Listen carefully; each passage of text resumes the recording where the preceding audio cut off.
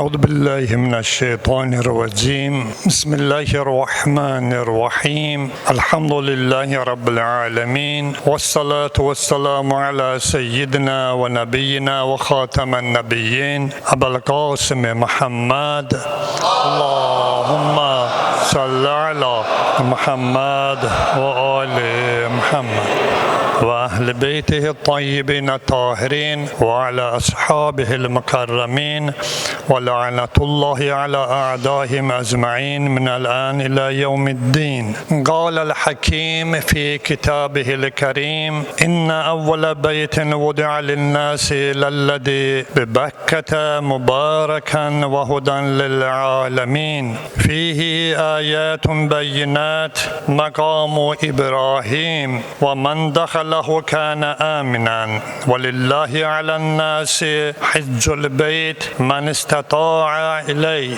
سبيلا ومن كفر فإن الله غني عن العالمين. رب اشرح لي صدري ويسر لي أمري واحلل عقدة من لساني يفقه قولي. صدق الله العلي العظيم. Peygamber Ali Peygamber hakkında bir salavat ediliyek.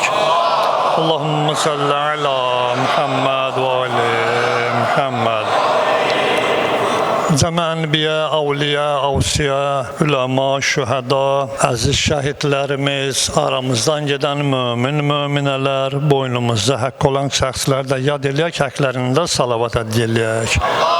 Allahümme salli ala Muhammed ve ali Muhammed. İbadət itaatlərimizin, dualarımızın qəbul olması üçün gələcək günlərdə xeyirli, bərəkətli, itaatkar bəndələrimiz olmağımız üçün, Əhl-i Beyt yolunda sabit qədəm olmağımız üçün və bu qapıdan da bugünkü cümə mübarək Zilhiccə gününü əl-boş getməməyimiz üçün də Əhl-i Beyti yad eləyək, qərrar salavat ediləyək. Allahümme salli ala Muhammed ve ali Muhammed. Allah kabul etsin inşallah ve bizim de ibadetlerimiz ki bu mübarek günde ve Zilhicce ayının ilk cüməsində ki başlayırıq. Allah bu ayı bizlere Məkkə-i Mükerramada keçirtmeyi nasip eləsin inşallah. Bu ay əzəmətli İslam ayı, İslam təqvimində axırıncı ay hesab olunur, 12-ci ay.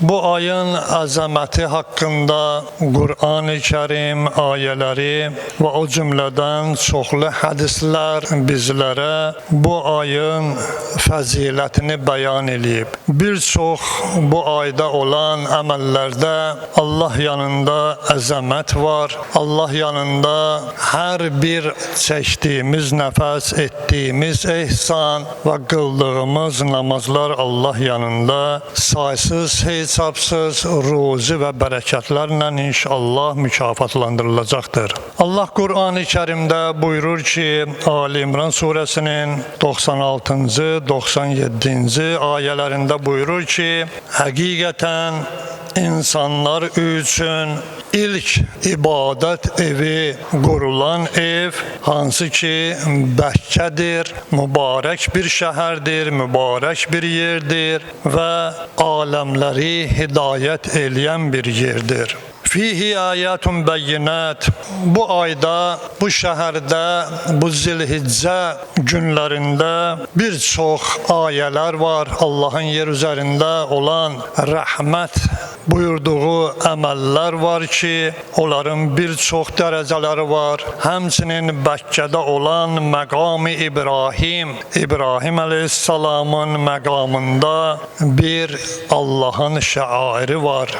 Və buyurur, hər kəs ola daxil olarsa, əmin-əmanlıqda olar və Bəkkə bir yerdir ki, insanlar üçün həcc ziyarət etmək yeridir ki, Allah üçün orada həccə gedələr. Hər kəsin ki, gücü çatır, onun üçün yol açıqdır, Məkkəyə gedə bilər. Və mən kəfərə fə innəllaha qəniyyun anil aləmin. Hər kəs bu deyilən ayələrdən nəticə çıxartmasa, yüngül saysa və Allahın bu qoyduğu qanuna əməl eləməsə, o şəxs kafir sayılır. Bəs həqiqətən Allah aləmlərə ruzi verən qəni ilahidir. Peyğəmbər əleyhissalamdan bir hədis var ki, Əli əleyhissalama buyurur: "Ya Ali, tarikul hacci və huve mustati'un kafirun." Ey Ali, hər kəs gücü çata, müstəti olan, müstətinin mənası budur ki, onun mal cəhətdən, maddi cəhətdən imkanı ola və o cümlədən yol açıq ola, ona heç bir problem olmaya, ona müstəti deyilər. Hər kəs, ey Ali, bu halda olsa və həcci tərk eləsə, o kafir olmuşdur. Yəqulullah təbərəkə və təala və lillahi alən-nəsi haccul beyt. Necə ki, Həzrət Peyğəmbər əleyhissalam buyurur ki, ey Ali, necə ki, Qur'an-ı Kərim buyurur ki, Allah üçün həcc eləyin və bu yolda sizin imkanınız varsa, Kəbəyə gedin, həcc eləyin. Hər kəs və mən kəfərə fə innallaha ganiyyun aləl aləmin. Hər kəs getməsə imkanı olduğu halda, istər dünyada olsun, istər dünyadan köçmüş olsun, qiyamətin günündə kafir hökmündə olacaqdır. Ya Ali, mən səvvəfəl həccə həttə yəmut bəətəhullahu yevməl qiyaməti yahudiyyən əv nəsraniyyən. Hər kəs həcc boynunda olduğu halda həcci icra eləməsə, qiyamətin günündə ey Əli, o Yahudi və Nəsrani kimi məhşərə gələr. Bilirsiniz ki, İslam, Bunyal İslam aləl xəms, İslam 5 dirəyin üzərində dayanıbdır. 5 dirəyin üzərində dayanıbdır ki, həmin dirəklərdən biri olmasa, o insanın əməli naqis, əqidəsi naqisdir. Birincisi namazdır, ikincisi orucdur, üçüncüsü xümus zəkatdır, dördüncüsü cihad və beşincisi də düzdür, müəyyən bəzi fikirlər ola bilər. Beşincisində İmam Məhəmməd Baqir əleyhissalam buyurur ki, imamətdir. Məsəl üçün, həcc də o cümlədən həmin o 5-in içərisinə daxil olur. Və Həzrət buyurur ki, hər kəs həcci icra eləməsə, onun dini nöqsanlıdır. Əgər diqqət eləsək ki, bu ayədə Allah Taala Bəkkə sözü işlədir. Bəkkə sözü bək kökündən götürülübdür, fək vəzinə daxil olur, kütlə və toplantı olan yerə, toplum olan yerə Bəkkə deyilir. Kəbə evinin yerləşdiyi məkana Bəkkə deyilir. Necə ki, Kəbənin özünün olduğu yeri Qur'an Bəkkə adlandırır. Məkkə isə tamam başqadır. Məkkə isə Kəbənin ətrafı, yəni indiki Məkkə şəhəri, o artıq Məkkə adlandırılır. Bir çox ayələr bizlərə həccə getməyin fəlsəfəsini anladır. Əgər biz diqqət eləsək, həccin fəlsəfəsinə görərək ki, həccə getməkdə biz nəyi əldə edirik? Əvvəl insan həccə getmək niyyəti eləsə, gərək niyyətində saflığı olsun. Mövla-i Müttəqiyandan da hədis var, İmam Sadiq əleyhissalamdan da hədis var. Buyurur ki, əl-həccu həccan, həcci ziyarət eləmək 2 cürə olar. Yəni 2 cür həcc ziyarəti vardır. Həccun lillah və həccun linnas. Allah üçün həcc eləmək və insanlar üçün həcc eləmək. Fəmən həccə lillah kənə səvabuhu alallahil cənnə. Hər kəs, İmam buyurur ki, Allah üçün həcc ziyarətinə gedə, Allah onun mükafatın əbədi cənnət verər. Və mən həccə linnəsi kənə səvabuhu alənnəsi yevməl qiyamə. Və hər kəs insanlar üçün əgər mənə hacı desinlər, gedib həcci ziyarət eləsə, buyurur ki, qiyamətin günündə onun savabını elə həmin o insanların üzərinə atacaqdır. Allah Teala buyuracaq ki, sən ki insanlar üçün, özünü göstərmək üçün həccə getmişdin, get bu insanlar, bu da sən. Odur ki, insan həccə getməmişdən qabaq İmam Sadiq əleyhissalamdan da hədis var ki, biz keçən moizələrdə də qeyd eləmişik ki, Həzrət buyurur ki, insanın vücudu gərək Allaha tərəf qayda. Bütün insanın ruhu, cismi, hamısı gərək Allah üçün çalışa. Bir böyük şəxsiyyət insanı qonaq evinə dəvət eləyəndə necə hazırlıq görür, necə paltarlar geyinir. Amma Məkkə belə bir yerdir ki, bütün dünyavi zinətlərdən uzaq olursan. Baxın, Məkkədə 2 geyim var, 2 fitə halında. Görsən, ehram deyilir, bağlanır və bir də çiynə atılır. Yəni, heç bir zinətdən də istifadə edə bilməzsən. Ehramı əyninə geyinən insan hətta özünə ətir də vura bilməz. Yəni, bütün dünyavi zinətlərdən uzaq olursan. Fəqət Allah üçün geyinirsən, Allah üçün həccə üz tutursan. Odur ki, insan həccə hazırlaşdığı vaxt həm tövbə, həm əzizləri ilə xudafizləşməlidir. Elə bilməlidir ki, məhşər günüdür, məhşərə gedir. Həccin fəlsəfələrindən ki, imamlardan ki, soruşurlar, həccin fəlsəfəsi nədir? Baxırsan ki, birinci fəlsəfəsi həccin geyimdən ibarətdir. Yəni, insan ehram geyinir, zahiri bütün hər bir maddi və rəngarəng dünya, necə deyərlər, bərbəzəyindən uzaq olmalısan. Bütün bunlar hamısı insanın nəyi yadına salır? Bu xüsusiyyət insanın İbrahim əleyhissalamın, İsmail əleyhissalamın və Hacar xanımın xatirələrini yad eləyir. Sən özünü bir növ İbrahim əleyhissalamın etdiyi əməllərə tabi elirsən. Necə ki, İbrahim əleyhissalam o hərəkətləri eləyib, niyyətində də bu olur ki, ilahi, sənin əzəmətli Peyğəmbərin İbrahim əleyhissalamın getdiyi yol gedirəm. Mən onun kimi olmaq istəyirəm. İsmail'i hətta öz oğlunu səndən ötəri qurban veribdir. İlahi, mən də öz nəfsimi qurban vermək üçün gəlmişəm. Və həyat yoldaşı Həzrət Hacar xanım da həmçinin yad olunur ki, onun Allah yolunda göstərdiyi qəhrəmanlıq bu günləri milyonlarla insana Allah onu vacib eləyib. Nədir o vacibat? Baxın, görürsünüz ki, Ərəfat və Mina çölündə, o dağda bütün hacılar, o təxminən 450 metrə qədər ki yoldur, o dağı görsən, həm Mərv, həm Səfa dağları arasında gedib gələrlər və onun da ki müəyyən göstərişləri var.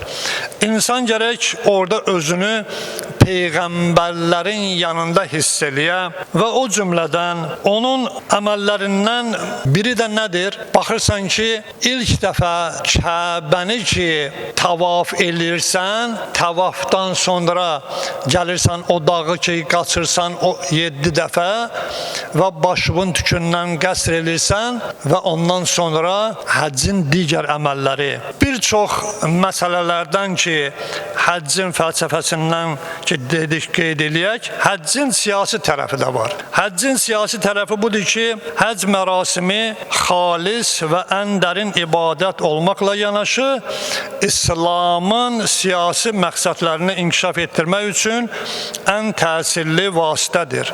İbadətin ruhu Allaha diqqət, siyasətin ruhu isə Allahın məxluqatına xidmətdədir. Bunların hər ikisi bədənlə ruhun birgə fəaliyyətindədir. Yəni, bədənsiz ruh olduğu kimi də mümkün deyil ki, bu bədən yaşaya. Eyni zamanda da həccin də siyasi tərəfi budur ki, orada müsəlmanlar vəhdət bir konfransı təşkil edirlər ki, bütün dünyadan gələn müsəlmanlar orada bir vəhdət halında birləşirlər. Millətindən, irqindən və vətənindən asılı olmayaraq hamısı bir Allaha tərəf gedirlər və bir ibadət edirlər. Bundan başqa, əgər diqqət eləsək, görürük ki, həcc senzuraların aradan qalxması və İslam ölkələrinə hökmranlıq edən zalim sistemlərin, təzyiqlərinin götürülməsi üçün də bir vasitədir. Baxırsan ki, Allah Teala Qur'an-ı Kərimdə nə buyurur? Zalim və zülmə qarşı çıxmağı buyurur. O cümlədən də insanın Məkkədəki ziyarətinin içində zülmə yox, zalim ölkələrə yox, yəni onlara qarşı öz nifrətini gərək bəyan eləyəsən. Həcc İslam ölkələrinin siyasi xəbərlərinin bir nöqtədən digərinə daşınması həmçinin o hadisələrdə özün göstərir. Dünyanın hər bir yerindən baxırsan ki, ora gələn müsəlmanlar öz ölkələrində olan xəbərlərdən bütün insanlara çatdırır və hamı bir-birindən xəbərdar olur. Bu da dünya müsəlmanlarının siyasi cəhətdən bir-biri ilə xəbərdar olması, bir-birinə olan münasibətlərinin yaxşılaşması, qardaşlıq və digər məsələləri də həll edir. Əli əleyhissalam buyurur ki, Əl-haccu cihadu kulli daifin. Həzrət buyurur ki, həcc belə bir siyasi bir məsələdir ki, o bütün zəif insanların cihadıdır. Baxırsan ki, dünyanın hər bir yerindən gələn müsəlmanlar orada hər sahədə bir-biri ilə dərdləşər, bir-biri ilə bir səngərdə görürsən ki, bir bayraq altında birləşərlər. Üçüncü tərəfi həccin budur ki, mədəni tərəfi vardır. Yəni, həcc mövsümdə müsəlmanlar bir-biri əlaqə yaradırlar, düşüncələrini bölüşürlər, konferanslar keçirirlər. O cümlədən bütün dünya müsəlmanları təbii və həqiqi olan bir qurultay təşkil edirlər. Həcət Peyğəmbər əleyhissalamdan bir hədisdə İmam Sadiqdən soruşanda ki, bunun fəlsəfəsi nədir ki, insanlar gedirlər həccə? Həcət buyurur ki, İnnəllaha xaləqəl xəlq və əmərəhum bimə yəkunu min əmri taati fid-din. Həcət buyurur ki, Allah Teala insanları yarattı və əmr elədi ki, ona itaat eləsinlər, dində itaatkarlıq göstərsinlər. Və həmçinin Həzrət buyurdu ki, insanlar qrup halında gələrlər və orada bir-biri ilə mədəni əlaqələr yaradarlar, digərlərinə öz adət ənənələrindən danışarlar, söhbət eləyərlər. Bu da həmçinin insanın həccin mədəni tərəfi sayılır. Və digər tərəfdən əgər biz baxsaq, İslam dünyasının bir bədbəxtçiliyi var ki, bu da İslam ölkələrinin bir-birindən ayrı düşməsidir. Məsəl üçün, baxırsan ki, İslam aləmində hər bir ölkə özü üçün çalışır. Amma görürsən ki, o ölkələr ki, İslam ölkələridir, birləşirlər, düşmənə qarşı, dünyanın zalim qüvvələrinə qarşı görürsən ki, birgə fəaliyyət göstərirlər. Həccin özünün elə bir növ mədəni tərəfi bundan ibarətdir ki, müsəlman ölkələri birləşsinlər və bütün özlərinin problemlərini birgə həyata keçirsinlər. Bundan başqa hər bir insan ki, həccə gedir, onun iqtisadi tərəfləri var. Bəzən biz qınıyırıq ki, filan kəs getdi Məkkədə, filan alver elədi, filan şeyləri aldı. Bu belə deyil, belə də olmalı deyil ki, biz onları qınayaq. Əksinə, həccin fəlsəfəsindən biri də budur ki, iqtisadi tərəfi var. İnsanlar dünyanın hər yerindən gələrlər və orada ticarətlə də məşğul olmaq olar və gətirdiyi malları sata bilər, başqa ölkələrə apara bilər. Həccin müsəlmanlar üçün bir tərəfli xeyri də ondan ibarətdir ki, həm ziyarət, bizim indiki dillə desək, həm də ticarət. Daha onları qınamağa İslam, necə deyərlər, icazə vermir. Həcc həm də, necə deyərlər, bir yerdir ki, kasıblar gələrlər. Əli əleyhissalamın buyruğu var. Həzrət buyurur ki, 3 zümrə həccə gələr. Bir zümrə sultanlar gələrlər həccə ziyarət eləməyə. Həzrət buyurur ki, 2-ci zümrə gələrlər o şəxslər ki, onlar kasıbdılar, illik öz ruzilərin oradan götürüb aparmaq üçün. Həzrət buyurur ki, biri də gələrlər varlı insanlar, imkanlı insanlar. Allah kasıba demir ki, sən həccə getginən. Allah Teala buyurur ki imkanın varsa git. Ama kasıb, imkansız insanları da Allah naumid eləmir. Eğer senin niyetin pak Allah için bu Zilhicce ayında öz yerinde Allah'ın buyurduğu emirlere amel eləsən, o hacda olanların ziyaretine sen de şəriksən. Hadislerde qeyd olunub ki, hər kəs ki hacca gedibdir, onun ailəsinə sən burada müəyyən qədər köməklik eləyəsən, gözün onun ailəsinin üstündə ola, onun işlərində ola. Allah buyurur ki, həmin şəxs ki hacca gedibdir, ona sən şərik olarsan. Hatta bu da olmasa, her bir sahada olduğu kimi, mən keçən dəfədə qeyd elədim ki, bir namaz var ki, məğrib namazından sonra 2 rükətdir. Məğrib namazı qılandan sonra durursan, 2 rükət namaz qılırsan, sübh namazı kimi ta 10 gün. Əlhəm və Qul Huvallah surəsini oxuyursan. Sonra Əraf surəsinin 142-ci ayəsi var.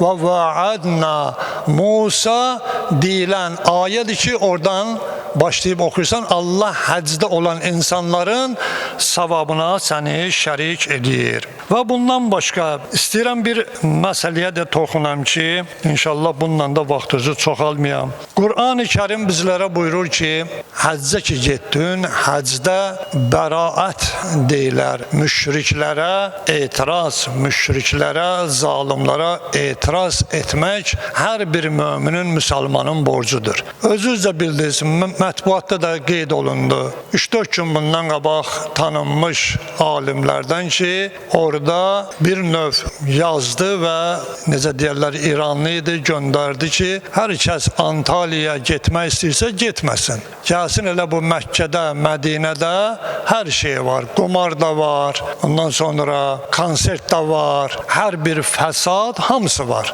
Daha Antaliyaya getməyə ehtiyac yoxdur, gəlsin elə bura. Görsən, onun səhərsi gün gəlib polis gəldi, onu həbs elədi və Xarici İşlər Nazirlərinə tapşırıq verdilər ki, daha 80 min İranlıya viza verilməyəcək və Məkkəyə gəlməsinlər. Bu, heç bir İslam qanunlarına uyğun gəlməyən bir məsələdir. Allah evində insan bir həqiqəti söyləyir, ona görə də 10 minlərlə insanın sən Məkkəyə gəlib ziyarət eləməsinin qabağını alırsan. Bu hansı İslamdır? Özünüz görmüsünüz. Bir il bundan qabaq təxminən Kəbənin maketini qurdular Səudiyyə Ərəbistanında və qəribdən gələn lüt pozğunlar çıxıb həmin o Kəbənin maketinin üstündə Səudiyyə Ərəbistanında rəqs edirdilər, oynayırdılar, oxuyurdular. Səudiyyə Ərəbistanının o ehtiramlı ayları ki, bugünkü gündədir, yenə də hələm o fəsad qumarxanalar işləyir Mədinədə və Məkkədə. Bu artıq nə deməkdir? Bu artıq həmin o yerdə fitnə, fəsad, artıq İslama hörmətsizlik və hətta özü də görürsünüz ki, bir çox məsələlərdə, hətta Kəbənin özündə bir vaxtı Kəbənin ki, gəlirdin, qucaqlayırdın, öpürdün, vururdular. Onu bir ara tərk etmişdilər. Amma indi Peyğəmbər əleyhissalamı gəlirsən, ziyarət edirsən, Həzrət Peyğəmbər əleyhissalamı ziyarət edib, o Həzrətin dəmir, necə deyirlər, məzarında olanları ziyarət edib öpəndə səni gəlir, neyinir? Səni itələyir, səni vurur. Yəni bu vəziyyətdədir həcc bu günləri.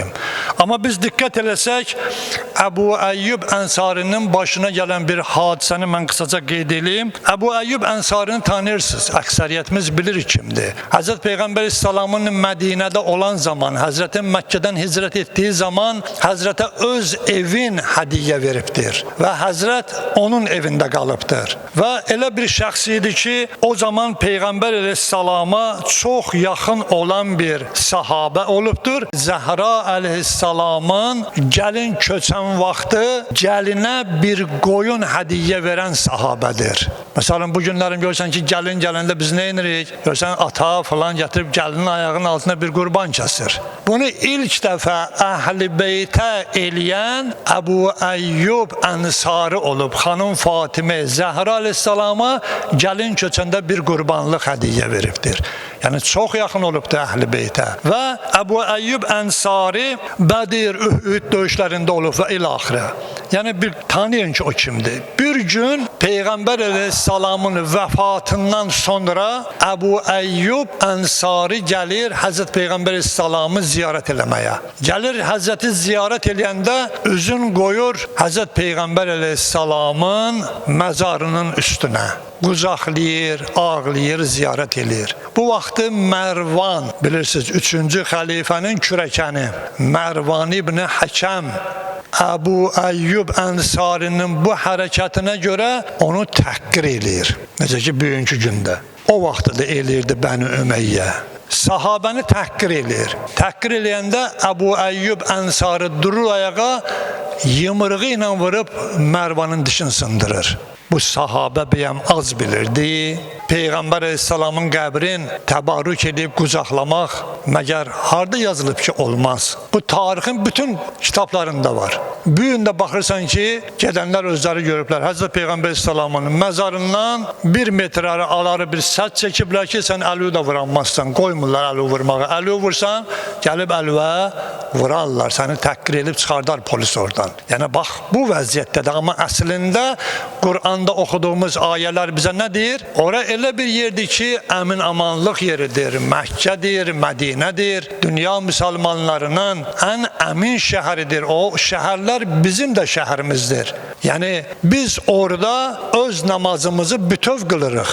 Məkkədir, Mədinədir, Həzrət Peyğəmbər əleyhissalamın və Kərbaladır. Burada namazlarımız bütövdür. Bütün dünya müsəlmanlarının evidir ora. Amma təəssüflər olsun ki, bu günlərim ora bu vəziyyətdədir. Allah and verir ki, İzzət-i Cəlalına, Allah and verir Peyğəmbər, Ali Peyğəmbər xatirinə tezliklə bizləri də Məkkə-i Mükərrəmədə Peyğəmbər əleyhissalamın ziyarətinə nəsib eləsin. Və Allah and verir ki, İzzət-i Cəlalına dünya müsəlmanlarını bir-biri ilə rauf, mehriban, qardaş qərar versin. Və Allah and verir ki, İzzət-i Cəlalına xalqımızı dünya xalqları içində seçilmiş, itaatkar, mömin xalqlardan qərar versin. O insanlar ki, İslam üçün, o insanlar ki, vətənimiz üçün maddi mənəvi çalışırlar, dünyalarını dəyişirlər.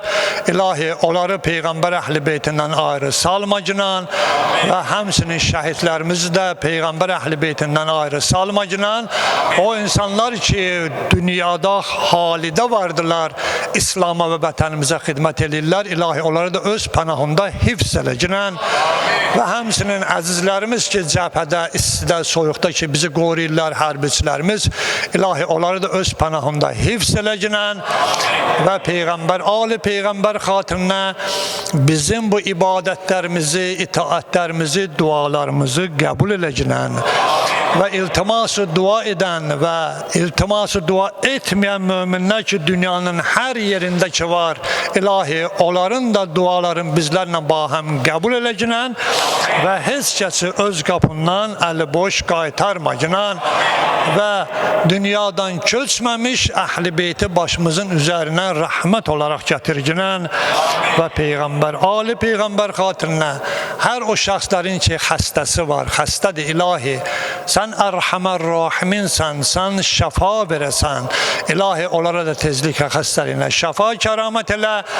Hər o kəsin ki, ehtiyacı var, hər o kəsin ki, ruzisi azdır, işləri çətinlikdədir. Sən Allah, sən Ərhəmər Rahimin, sən arzuları həyata keçirən Allahsan. Sənə üz tuturuq və sənin beytində mübarək ayda, mübarək gündə səndən istəyirik. İlahi, bizi heç kəsin yanında başı aşağı eləməginən və izzətin xatirinə dünya və axirətdə bizi izzətli və abrımızı qoruginən və Peyğəmbər, Ali Peyğəmbər xatirinə bizi, əzizlərimizi, gələcək nəsillərimizi öz dinində, əhl-i beyt yolunda sabit qədəm eləginən, dualarımızın qəbuluna, gələcək günlərimizin xeyirli, bərəkətli, ruzumuzun bol olması üçün, işlərimizin abad olması üçün və əzizlərimizin, o şəxslər ki, evlənmək istəyir, onların tezliklə həyat qurması üçün və hər kəsin ki, hər nə mətləbi var ki, bizlərdən xahiş ediblər ki, onlara dua eləyək, onların dualarının qəbul olması üçün Peyğəmbər, Ali Peyğəmbərə 3 salavat hədiyyə eləyək. Allah'a